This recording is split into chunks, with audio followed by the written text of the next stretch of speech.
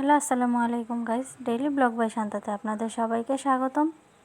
তো আজকে আপনাদের সাথে শেয়ার করব আমার হাজব্যান্ড কি মাছ এনেছিল সেই দিন। সে এনেছিল মলা মাছ, তারপর ট্যাংরা, বাইম, তারপর ভেদি এগুলো, আর কারফিউ মাছও এনেছিল। সবগুলো মাছই কিন্তু তাজা, একদম বাসায় আনার পরও দেখা যাচ্ছিল লাফাচ্ছিল মাছগুলো। তাজা মাছের স্বাদ কিন্তু অন্যরকম, বরফ দিলে মাছটা কিন্তু শক্ত হয়ে যায়। আমরা কিন্তু ফ্রিজে অনেক দিন মাছ রাখার পরেই বুঝতে পারি যে বরফের কারণে মাছটা কেমন হয়ে যায়। তো তাজা মাছের স্বাদের সাথে কিন্তু ফ্রিজের মাছের কোনো স্বাদ বোঝা যায় না। তো আপনাদের ভাইয়া যখনই মাছ কিনে আনবে তাজা না হলে সে মাছ আনতে চায় না। সে সব সময় বাজারে গেলে ভালো জিনিসটাই নেওয়ার চেষ্টা করে। আমি আপনাদের সাথে আরও অন্য ভিডিওতেও বলেছি।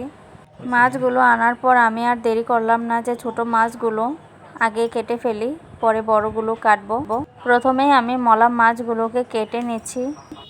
মলা মাছের চচ্চড়ি খেতে কিন্তু অনেক ভালো লাগে। আপনাদের মধ্যে যারা ছোট মাছ পছন্দ করেন তাদের কিন্তু অবশ্যই আমি জানি লোভ লাগবে।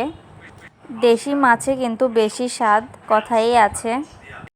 যেহেতু আমরা সিলেটের মানুষ, বাংলাদেশের সবচেয়ে দীর্ঘতম নদী সুরমা, এটি হচ্ছে আমাদের এলাকার। তো আমরা তো মাছের জন্য বিখ্যাতই। তো আমরা কিন্তু ছোট মাছ, বড় মাছ সব ধরনের মাছই এই নদী থেকে পেয়ে থাকি। আপনারা এই মাছ দেখে অনেকেই ভাবতে পারেন যে এতগুলো মাছ কখন কাটবে, কিন্তু আমরা এগুলো কাটতে কাটতে আসলে অভ্যস্ত হয়ে গেছি। আমাদের দেখলে আসলে তেমন কষ্ট মনে হয় না। আমরা কাটতে কাটতে এখন আর এগুলো তেমন বেশি মনে হয় না কষ্ট। দেখেন মাছগুলো কেটে আমি ভালো করে ধুয়ে নিয়েছি, কি সুন্দর হয়েছে মাছগুলো।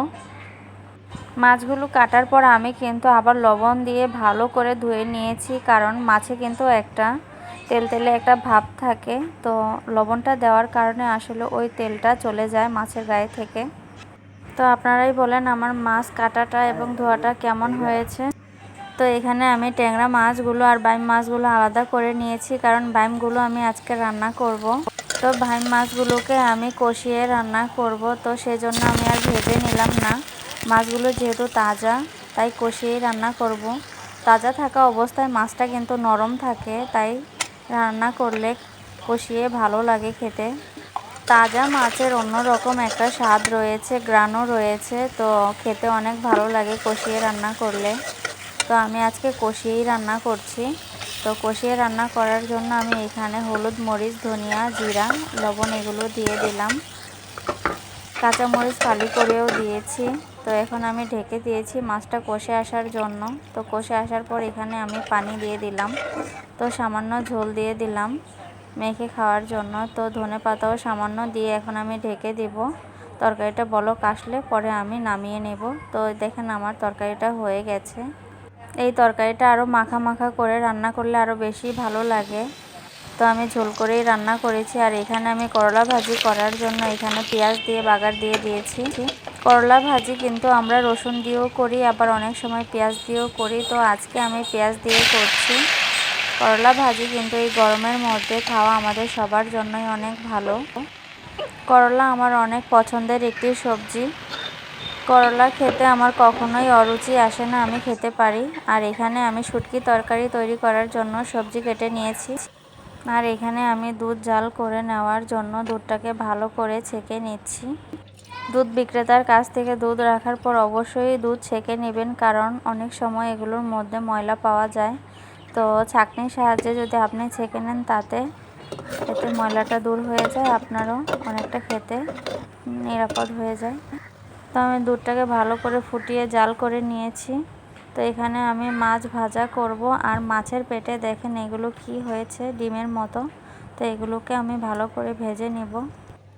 তো এগুলোকে আমি লবণ আর হলুদ দিয়ে ভালো করে মাখিয়ে কিছু সময় রেখে দিব। তারপর আমি গরম তেলে প্রথমে মাছগুলোকে ভেজে নেব।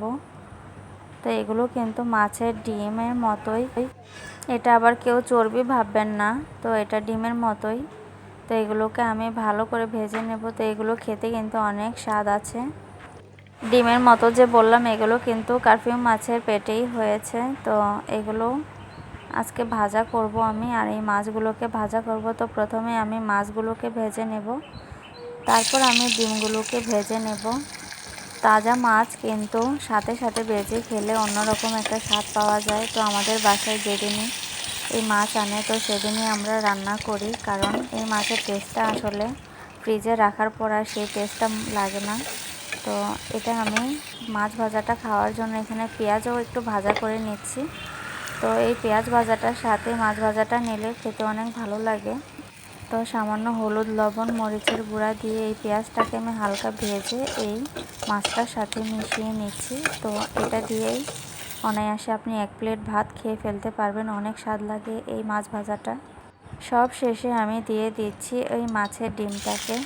তো এই ডিমগুলো কিন্তু আমি ভালো করে কড়া ভেজে নেব। তো আপনাদের সবাইকে অসংখ্য ধন্যবাদ আমার সম্পূর্ণ ভিডিও দেখার জন্য। সবাই ভালো থাকবেন, সুস্থ থাকবেন। আসসালামু আলাইকুম।